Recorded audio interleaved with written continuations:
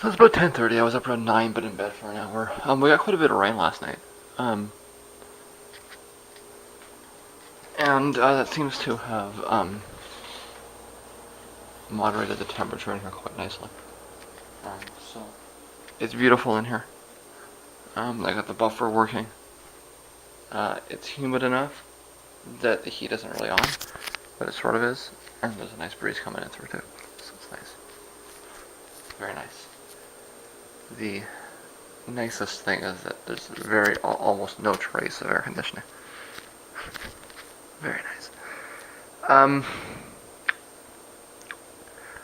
I didn't get Walters 15. Yeah, I got just about done 7. So well, actually, because no, I'm not starting at 0, so I got less than half done last night. I did stop more than once to do things I wasn't planning on stopping to do. I am picking up the defects in the mp3 and the defects in the source, especially the first recording there.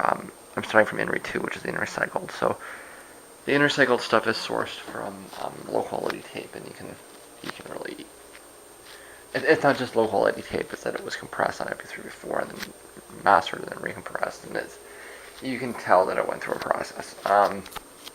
It's really saturated in the middle. I know that it sounds better if you don't compress it. It's like the second or third time I compressed it, it really came out bad, kind of thing, right? So, but I mean, there's nothing I can do about that, right? It's the source sucks. But the fact that I'm picking it out in the phones indicates that I am getting good reproduction. So that is true. With the newer material, the material I just remixed over the last couple of months,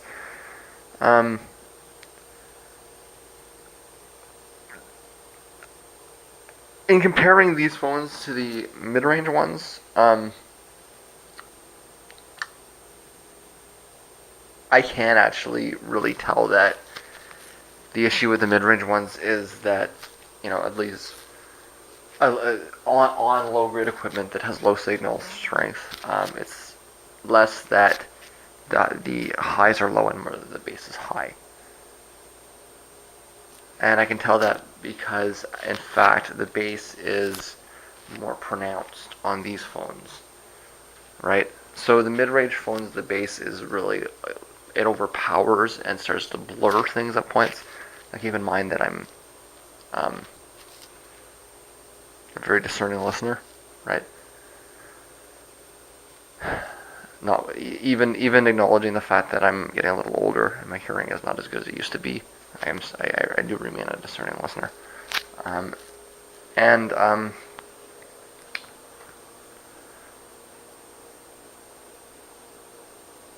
what I'm hearing with the new phones is that the bass is more pronounced, which just means that the very low end is cut, right? By cutting the very low end, it's opening up more space for the mid-low end, or the more of the audible low end. Whereas on the mid-range phones, the very low end is so high that it overpowers, right? And this is exactly what I had noticed before, so I'm just confirming what I had realized previously. But it is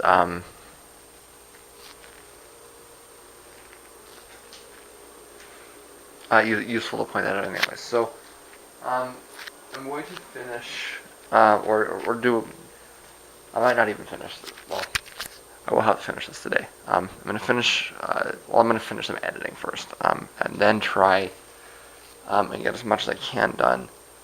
Stop, get something to eat, recharge, and repeat with the middle phones. I think I'm fairly content with what I got here so far.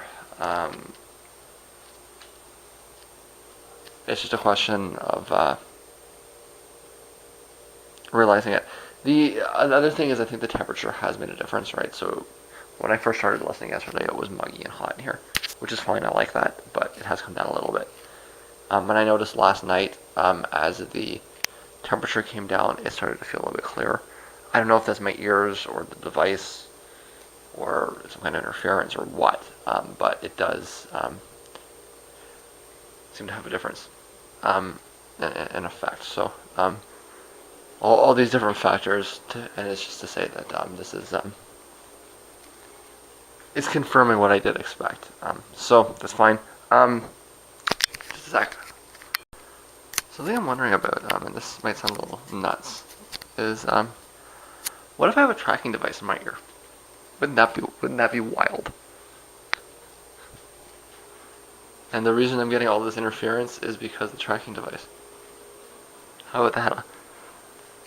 They're gonna show up for the MRI. They're gonna ask me, do I have any metal on me? I'm gonna say I don't think I have any metal on me. And they're gonna run me through, and the thing's gonna blow up, right? But yeah, imagine that. Imagine there's a chip in my ear, and that's the cause of everything. Oh, I'm gonna be one unhappy camper if that turns out to be the case. Yikes. It's about 3:30, and I ended up with a bit of a problem with my log on the 9th, so I had to redo that. Meaning I haven't done anything today yet. Not listening, nothing. I did a little bit of reciting for yesterday. So hey, it's another day done. Anyways, well, by this point you've already heard it, because time's all screwed up, isn't it? Time. It makes us remember that time is just an illusion, anyways, right? It's maybe a good way to remind everyone that time doesn't really exist. It's been raining like crazy, never really stopped, and crazy thunder. I'm kind of more concerned about. I think we had a talk once about how the sewer system here is connected to the plumbing. So it doesn't. We haven't really had. Well, we've had a few downpours, but it's not enough, right, to really be concerned. Even though I'm getting some gas coming up out of the sewer system. Water's a little funny. Like, it's definitely. I'm hoping that the system passes and we can get on with it. Yeah. So what that means is that because I lost the first half of the day, I'm gonna get something to eat and then get back to listening. In fact, I think I'm probably gonna go back and start again. So I think I kind of lost yesterday. That's fine. Let's just start over again. I just want to make a brief comment here. One of the press house, one of the regulars here. I don't know. I haven't been watching the White House ones as long, so I'm not as familiar with them. But one of the regulars here wanted to know, well, he's pointing out that, okay, Americans are going to put some airstrikes in these two specific contexts that the president announced the other day relative to the time that exists in the video.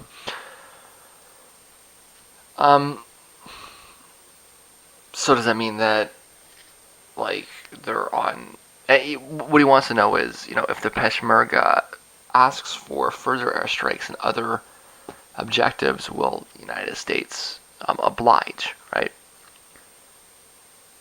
And the press secretary is, telling him that it's going to be on a case-by-case basis, and the journalist is visibly struggling with that answer. Yes, it's partly because he wants to, provide a narrative for his audience, but you could tell that he himself is having difficulty grappling with the scenario, because he wants to put it in a situation where, he can say, okay, there was a war, and this group is on that side of the war, and this other group is on this side of the war, and they fought against each other, and this side won, and that side lost, because that's how we think of wars, right? But that's not what war is anymore. when the spokesperson, when Pretty Boy Josh here says that it's a case by case basis, I think that's what the war is, right? The United States doesn't want to take the side of this entity in in an absolute sense, because you know on this battle it might be fighting on the side of the entity, but on the next battle it might be fighting against the entity. And I know that people are going to want to look at that and say this is inconsistent. You fight with them on Monday and then you fight against them on Wednesday. But that's the point. That's what the policy is, right? So on this day, you know, I mean, you have to phrase it like this. This is what being a hegemon is about, right? When you're a hegemon, you don't look at conflict in existential manners. You don't say, I'm, I'm on this side and we're going to defeat that side, okay? When you're the hegemon, your position is not in question. And who wins the war doesn't matter to you in an existential manner, right? And even in a less than existential manner, really in an economic sense, it does not matter to the United States which side wins this conflict in a broader sense, right? But American interests may be served by, by setting this side off against another, and so by backing this side, right? But I mean, the whole point is not that there's an end point and that we're going to win some conflict at the end of the day. Okay? The point is that by backing this side, it destabilizes this area. By backing this other side, it puts this other one in a weaker position. And so the American strategy overall is not to win, but to ensure that nobody wins. And the journalists don't want to come to terms with that. I mean, I'm not sure you could get them to believe you if you were to sit them down and explain it to them. And they just struggle to come up with alliances and we're on this side, we're on that side. Which is who are the good guys and who are the bad guys? It's a 20th century model of war, right? The war in the Middle East is not about winning anything.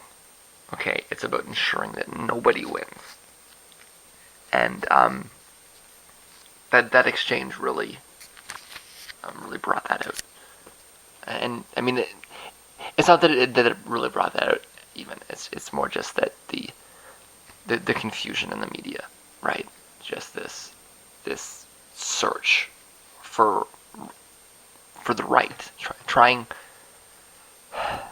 to find the good guys in a world where it's incoherent to even define that, right? When this generational shift is complete, and the older people are moved out, and the entire press corps is made of people that have never lived in a world where right or wrong mean anything, this process is going to be very different, but at the very least, both sides of the audience, or both the audience and the people presenting the data, will at least understand what's actually going on, right? So yeah, it's I'm repeating a narrative that's been stated over and over again. You can't win the war, but you're not supposed to win the war. That's the goal is to ensure that the war never ends. Because so long as the war never ends there, it never starts elsewhere. Right? It's 4 a.m. and it seems like I'm done for the night. I did have quite a few stops and starts. I didn't get done. The first sequence. I started again I'm gonna start it over again. So I got through, what, 4, 5, 6, 7, 8, 9, 10, 11. So I got through most of it. When I wake up tomorrow, it's gonna be 12, 13, 14, 15. Or wait, did I get through 12 as well? I did. I got through 12 as well. So sorry. It'll be 13, 14, 15 when I wake up. In fact, I found myself beginning to nod halfway through 13. I had to stop. My when I sat down, I had to recharge almost immediately. I guess I thought I had left it charging overnight, and when I woke up, it wasn't charged after all. So that slowed me down. I lost a little bit of extra time editing again. So I didn't get as much time spent listening as I wanted to, but that was a good like 6 or 7 hours or something, right? So, well, it's what minus 10 minus 3 is 7. So yeah, it was quite a listening period. So and I mean all of the things that I expected presented themselves. The bass actually sounds really good at points, right? So and this, like I say, these are MP3s, so I have nothing really to complain about here. I mean, I did notice some things that didn't sound as good as they could have, but I mean, it's this is the first run through, and the neither the source nor the reproduction are ideal. So let's not flip out yet. Let's realize it for what it is and get a little bit of sleep. I actually really didn't get much sleep last night. Now that I think about it, did I? I'm gonna have to see if I can get a little bit more. Temperatures come down. I think that's really key. I'm gonna let it fall a little bit in here, against my better judgment. I think I might get a little bit better sleep that way. We'll find out.